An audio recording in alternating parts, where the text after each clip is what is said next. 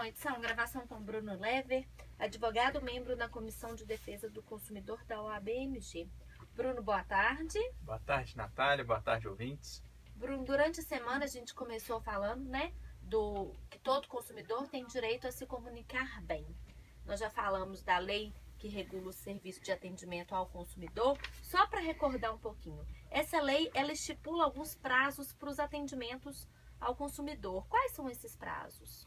Então, Natália, essa lei é o Decreto 6.523, que regula os serviços como devem funcionar os serviços de telefonia, de atendimento do consumidor pelas empresas.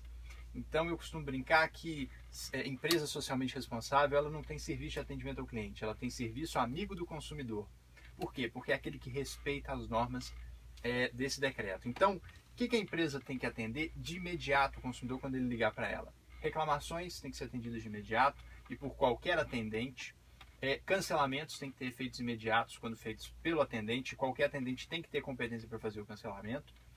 E além disso, qualquer informação solicitada pelo consumidor tem que ser prestada a ele de imediato. Se for preciso, nesse caso, fazer a transferência para algum atendente com conhecimento específico, que é a informação que o consumidor precisa, essa transferência tem que ser feita em até 60 segundos. Só para recordar um pouquinho aqui. Eu quero cancelar um plano de internet, um plano de televisão, junto, aqueles combos, que é celular, internet e televisão. Eu ligo, eu quero cancelar. Eles não podem me transferir. Qualquer atendente tem que fazer o cancelamento de imediato. Perfeito, Natália. Exatamente. Qualquer atendente do saque tem que ter competência para atender reclamações e para fazer cancelamentos. E se não for feito? Se não for feito, aí o consumidor tem que reclamar junto à Anatel. A Anatel acompanha esses registros e reclamar no PROCON também.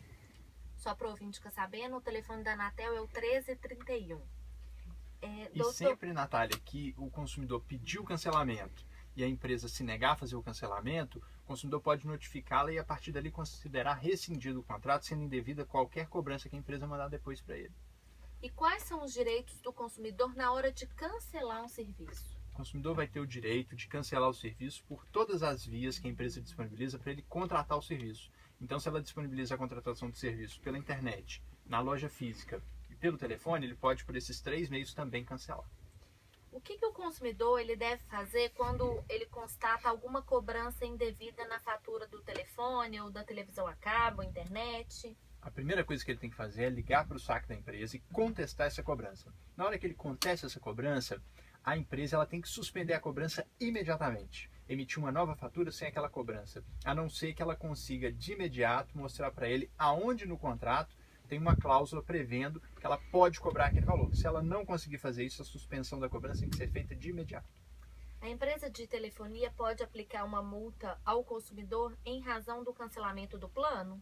Olha, existem alguns planos, Natália, que exigem uma fidelidade do consumidor, que pode ser de no máximo até 12 meses. Nesses casos, se o consumidor se desligar antes, pode sim ser cobrada uma multa dele pelo desligamento. Mas esses planos de fidelidade, a gente tem que observar primeiro que eles não podem valer para telefonia fixa e segundo, se eles não trazem nenhuma vantagem para o consumidor, não pode existir esse período de carência, ou esse período de fidelidade. Por exemplo, geralmente esses planos eles oferecem um valor desconto mais baixo. Isso, aí pode. Agora, se é um plano comum que não oferece um aparelho, não oferece um desconto, aí não pode ter fidelidade. A operadora de telefonia pode bloquear o aparelho celular do consumidor que não pagou a conta? Pode sim, Natália, mas aí ela tem que observar alguns prazos, Então, primeiro, contas com atraso de 15 dias vão poder gerar o bloqueio das chamadas, é a primeira medida. Com 30 dias, pode o serviço ser suspenso totalmente, ou seja, o consumidor nem faz, nem recebe chamadas. A partir de 45 dias, o contrato pode ser cancelado e a partir daí o nome do consumidor pode inclusive ser incluso no SPC e no Serasa. A empresa de 321? A empresa de TV a cabo pode cobrar pelo ponto extra? Isso é muito importante, Natália. Por quê? Isso aqui é uma prática reiterada das empresas. Não pode cobrar pelo ponto extra de TV a cabo. Nós temos ação civil pública, nós temos sentenças judiciais, nós temos súmula da Anatel, nós temos vários atos normativos dizendo que não pode cobrar pelo ponto extra. Por quê, Natália? Porque programação do ponto extra, ela não gera para a empresa nenhuma despesa mensal que justifique ela cobrar algum custo do consumidor por isso. Então ela só pode cobrar pela programação do ponto principal, e a programação do ponto extra, que é aquele ponto que o consumidor tem no quarto, ou tem na cozinha, ou tem na outra sala, ela não pode cobrar pela disponibilização dessa programação no ponto extra para o consumidor. O que pode ocorrer é a cobrança por evento, ou seja, cobrar para instalar o aparelho, cobrar para uma manutenção. Agora, a cobrança de valor mensal não pode. Aí o que acontece se a empresa cobra? O consumidor pode pedir a devolução dos últimos 5 anos de tudo que ele pagou de ponto extra de TV a cabo em dobro, Natália. Que cobrança indevida. Que é uma cobrança indevida. Tudo que o consumidor paga, que estava errado, que a empresa não podia ter cobrado, ele tem direito de receber aquilo em dobro. Então o consumidor pode pegar o que ele pagou ao longo dos últimos 5 anos e pedir que a empresa devolva aquilo em dobro para ele, com juros e com correção monetária. Então, doutor, nesse caso, é ilegal aquelas empresas que vendem planos de televisão que falar com 2 pontos é o valor é tal, com 3 pontos tal, com 4 pontos aumenta quase o dobro. É ilegal. É ilegal, a não ser que a empresa preveja no contrato dela que há um valor pelo aluguel do aparelho, daquele decodificador. Só que a maioria dos contratos hoje, Natália, prevê um comodato, que é um empréstimo gratuito do aparelho. Acabou o contrato, devolve o aparelho. E as empresas ainda assim cobram, não pode.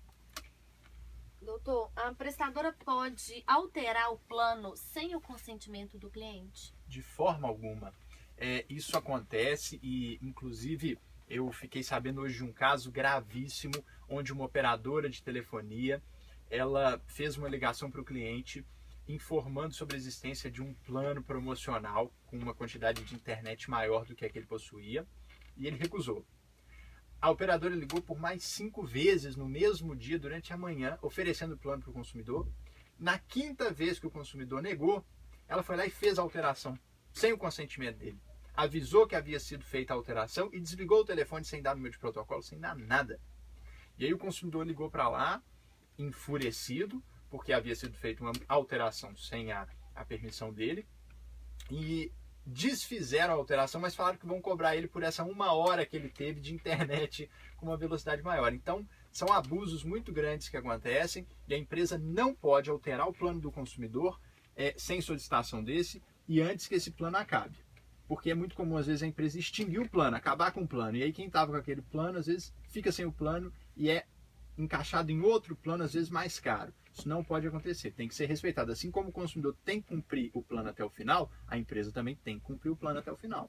Doutor, por exemplo, a gente recebeu aqui essa semana uma ligação de uma ouvinte com a seguinte dúvida. Ela tem um plano com uma prestadora uma operadora de televisão, internet, ela tem aquele combo.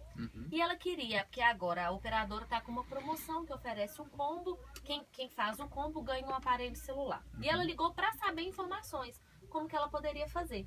Aí ela foi informada que ela não teria direito, porque ela já tinha uma conta no nome dela. Ela falou assim, não, então eu faço do meu filho. Ela falou, não, mas para esse endereço a gente não pode fazer mais. Não, sem problemas. E se eu fizer em outro endereço, no endereço da minha loja, por exemplo? E o cara falou assim, não, então vamos olhar. Ela só olhou e falou assim, não, eu não quero fechar, eu quero só as informações e tudo. Porque o valor ficou muito alto e ela não quis fechar o contrato. Passou os 2 dias, o pessoal chegou lá para instalar. E sendo que ela não contratou nada. E ela recebeu uma ligação com que ela tinha feito o contrato. Nesses casos, o que a ouvinte poderia fazer? Então eu tenho 2 observações aqui. Primeiro, Natália, promoções da operadora valem para clientes novos e antigos. Então, se ela quisesse aderir à promoção, ela tinha direito, sim, observado algum prazo de fidelidade que ela tivesse vinculada e tinha que pagar a multa. E segundo, todo produto e todo serviço que é entregue ao consumidor sem solicitação prévia deste equivale à amostra grátis. Então, ela podia ter deixado a operadora instalar o serviço lá para ela, usar, e na hora que viesse a fatura ela não tinha obrigação de pagar, porque tudo que vem sem solicitação do consumidor, ele pode considerar como amostra grátis, não tem obrigação de pagamento. Doutor, como que funciona a portabilidade? A portabilidade, Natália, ela é o direito do consumidor de ter aquele número dele de telefone e manter aquele número mesmo que ele mude de plano ou mude até de operadora. Ele pode levar aquele número com ele. Para isso, ele deve solicitar a operadora para a qual ele está migrando para que faça essa portabilidade do número. Ela vai se comunicar com a operadora antiga e transferir esse número para ele. Mas isso vale para telefone fixo? Isso vale para telefone fixo e telefone móvel. Tem umas outras perguntas de portabilidade que eu não coloquei aqui. Você tá com elas aí? Deixa eu ver.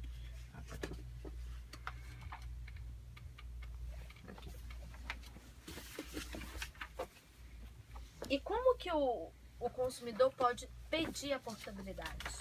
Ele pode solicitar a operadora para a qual ele pretende mudar. E aí essa operadora, ela tem que fazer o contato com a operadora da qual ele já é cliente e aí faz a portabilidade. Se eu mudar de estado, hoje eu estou em Minas Gerais, eu fui transferida para o Rio de Janeiro, eu consigo a portabilidade? Sim, a portabilidade é possível. E tem algum valor? Não, a empresa não cobra. Quer dizer, ela pode cobrar um valor pequeno, tem que estar previsto no contrato, né? Mas é um valor bem pequeno, bem quase insignificante. Tem alguma limitação de vezes, né, de quantidade que eu posso requerer a portabilidade? Não, não tem. Ela tem que ser imediata? A empresa ela vai ter um prazo, né? Tem um prazo legal para ela poder operar esses efeitos, a contar é a partir da solicitação do consumidor. E o pedido de portabilidade pode ser negado? Ele pode ser negado dentro das hipóteses também que a lei prevê, Natália.